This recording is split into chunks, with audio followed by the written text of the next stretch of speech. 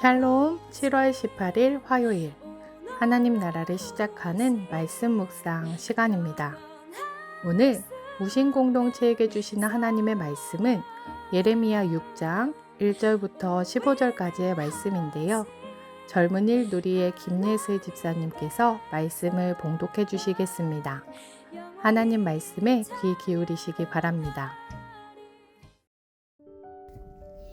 베냐민 자손들아, 예루살렘 가운데로부터 피난하라. 드거아에서 나팔을 불고 베삿게렘에서 깃발을 들라. 재앙과 큰 파멸이 북방에서 엿보아 오미니라. 아름답고 우아한 시온의 딸을 내가 멸절하리니 목자들이 그 양떼를 몰고 와서 주위에 자기 장막을 치고 각기 그 처소에서 먹으리로다. 너희는 그를 칠 준비를 하라. 일어나라. 우리가 정오에 올라가자. 아하, 아깝다. 날이 기울어 저녁 그늘이 길었구나. 일어나라. 우리가 밤에 올라가서 그 요새들을 활자하도다. 만군의 여호와께서 이와 같이 말하노라. 너희는 나무를 베어서 예루살렘을 향하여 목책을 만들라. 이는 벌받을 성이라. 그 중에는 오직 포악한 것뿐이니라. 샘이 그 물을 솟구쳐냄 같이 그가 그 악을 드러내니 폭력과 탈취가 거기에서 들리며 질병과 살상이 내 앞에 계속하느니라. 예루살렘아, 너는 훈계를 받으라. 그리하지 아니하면 내 마음이 너를 싫어하고 너를 황폐하게 하여 주민이 없는 땅으로 만들리라. 만군의 여호와께서 이와 같이 말씀하시되 포도를 따듯이 그들이 이스라엘의 남은 자를 말갛게 주우리라. 너는 포도 따는 자처럼 내 손을 광주리에 자주 돌리라 하시나니 내가 누구에게 말하며 누구에게 경책하여 듣게 할꼬. 보라, 그 귀가 할례를 받지 못하였으므로 듣지 못하는도다. 보라, 여호와의 말씀을 그들이 자신들에게 욕으로 여기고 이를 즐겨하지 아니하니 그러므로 여호와의 분노가 내게 가득하여 참기 어렵도다. 그것을 거리에 있는 아이들과 모인 청년들에게 부으리니 남편과 아내와 나이든 사람과 늙은이가 다 잡히리로다. 내가 그 땅 주민에게 내 손을 펼 것인즉 그들의 집과 밭과 아내가 타인의 소유로 이전되리라. 여호와의 말씀이니라. 이는 그들이 가장 작은 자로부터 큰 자까지 다 탐욕을 부리며 선지자로부터 제사장까지 다 거짓을 행함이라. 그들이 내 백성의 상처를 가볍게 여기면서 말하기를 평강하다 평강하다 하나 평강이 없도다. 그들이 가증한 일을 행할 때 부끄러워하였느냐? 아니라 조금도 부끄러워하지 않을 뿐 아니라 얼굴도 붉어지지 않았느니라. 그러므로 그들이 엎드러지는 자와 함께 엎드러질 것이라. 내가 그들을 벌하리니 그때 그들이 거꾸러지리라. 여호와의 말씀이니라. 아멘. 오늘 본문은 예루살렘에 대한 공격이 임박했으니 예루살렘을 도망해 피하라는 말씀으로 시작됩니다. 아름다웠던 딸 시온은 곱게 자랐습니다. 하나님께서 온 정성을 다해 가꿔온 포도원과 같은 존재입니다. 또한 목자들이 평화로이 가축을 먹이는 삶의 중심지였습니다. 하지만 이제 더 이상 시온은 아름다운 곳이 아니라 전쟁터로 바뀌게 될 것이라 말하고 있습니다. 이방 왕들이 이스라엘을 멸하기 위해 혈안이 되어 낮에 공격을 마치지 못하자 밤에라도 공격하자고 이야기하고 있습니다. 예루살렘에서 떠나는 것만이 살 수 있는 방법이었습니다.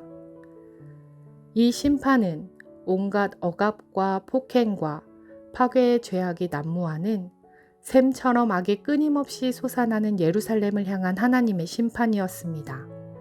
더 이상 죄악된 이스라엘을 참으실 수 없어서 이방왕을 데려다 심판하시는 하나님의 심판이었습니다. 8절 말씀을 세 번역으로 읽어보겠습니다.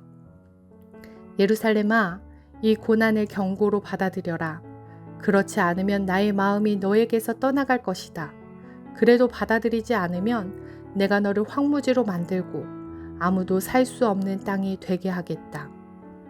하나님께서는 심판을 이야기하시면서도 이 고난을 경고로 받아들여 회개하고 돌아오라고 말씀하십니다. 마지막 순간까지 기다리시며 피할 길을 주시는 하나님이십니다. 1절에서도 임박한 심판을 피해 도망치라고 말씀하시는 하나님이십니다. 거기에서 더 나아가 하나님께서는 선지자 예레미야에게 적의 공격으로부터 구할 수 있는 사람들을 모두 구하라고 지시하십니다. 포도를 따는 사람이 포도 덩굴을 들춰보고 샅샅이 포도를 따는 것처럼 구할 수 있는 사람들을 모두 구하라고 명령하십니다. 재앙이 닥치기 전 아직 시간이 있을 때 구할 수 있는 사람을 모두 구하라고 선지자에게 말씀하십니다. 하나님의 명령에 예레미야는 이스라엘이 자신의 말에 귀 기울이지 않을 것이라 말하고 있습니다. 이스라엘 사람들은 귀가 막혀 진리의 소리를 듣지 않았습니다. 힘 있는 자든 힘 없는 자든 불의를 행하고 선지자와 제사장도 백성을 속이며 잘못 인도하고 있었습니다. 그러면서도 부끄러워할 줄 모르고 그들의 영은 무감각해져서 회개할 줄 몰랐습니다. 아무리 말해도 듣지 않는 이스라엘을 향한 선지자의 마음에는 그들을 향하신 주님의 진노가 부글부글 끓어 더 이상 그것을 품고 있을 수 없는 지경이 되었습니다. 예레미야 선지자는 하나님의 말씀을 영혼에 담고 있는 사람이었습니다. 하나님의 마음을 그대로 느끼는 자였습니다. 이제 선지자가 해야 하는 것은 하나님의 마음으로 하나님이 전하라 하신 말씀을 전하는 것이었습니다. 하나님께서 쏟아놓으라 하시는 그곳에 하나님의 말씀을 전하는 것이었습니다. 하나님의 말씀을 반드시 성취되기 때문에 선지자는 그 말씀을 그대로 전해야 할 사명을 가지고 있는 자인 것입니다. 오늘 말씀을 통해 우리에게 경고하시는 하나님 말씀에 귀 기울이면 좋겠습니다. 끝까지 피할 길을 주시며 돌아서라 경고하시는 하나님의 사랑의 음성에 나의 모습을 돌아보고 회개하고 돌이켜 하나님 앞으로 나아가면 좋겠습니다. 또한 하나님의 마음을 그대로 품고 하나님의 말씀을 그대로 전했던 예레미야 선지자처럼 하나님께서 나에게 주신 말씀이 무엇인지 하나님의 마음으로 들끓어 하나님께서 전하라 하시는 그곳에 내가 전해야 할 말씀을 그대로 전할 수 있는 자들이 되기 원합니다. 부끄러움을 모르는 나에게, 부끄러움을 모르는 지금 이 세대에 하나님께서 주시는 마음과 말씀을 전하는 예레미야와 같은 선지자들이 되는 우신 공동체 되길 간절히 소망합니다. 기도하겠습니다. 사랑의 하나님, 더 이상 참을 수 없어 이스라엘을 심판하시기로 하셨으면서도 끝까지 피할 길을 주시는 하나님의 사랑의 모습을 봅니다. 하나님, 이러한 하나님의 사랑을, 하나님이 나에게 주시는 경고를 알아들을 수 있는 자가 되면 좋겠습니다. 하나님 앞에 내 모습을 돌아보고 부끄러움을 느끼고 돌이키는 자들이 되면 좋겠습니다. 또한 하나님의 마음을 품고 하나님의 말씀을 전했던 예레미야처럼 부끄러움을 모르는 이 세대에 하나님의 말씀을 전할 수 있는 선지자들이 되기 원합니다. 감사드리며 예수님 이름으로 기도드립니다. 아멘. 오늘 말씀을 봉독해 주신 김예슬 집사님께서 추천해 주신 찬양은 박종호 씨의 내가 산을 향하여 라는 찬양인데요. 제가 어렸을 때 고열에 시달려 알아누운 어느 밤이 있었습니다.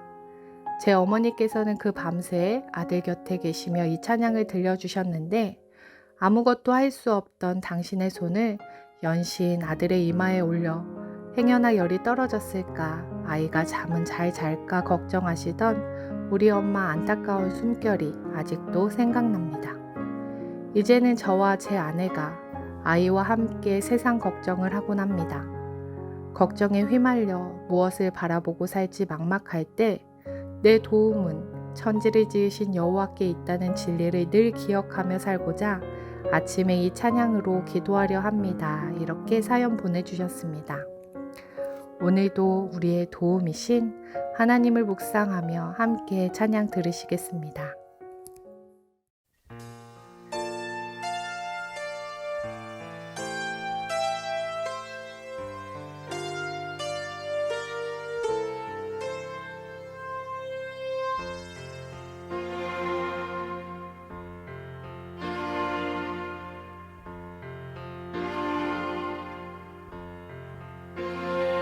내가 산을 향하여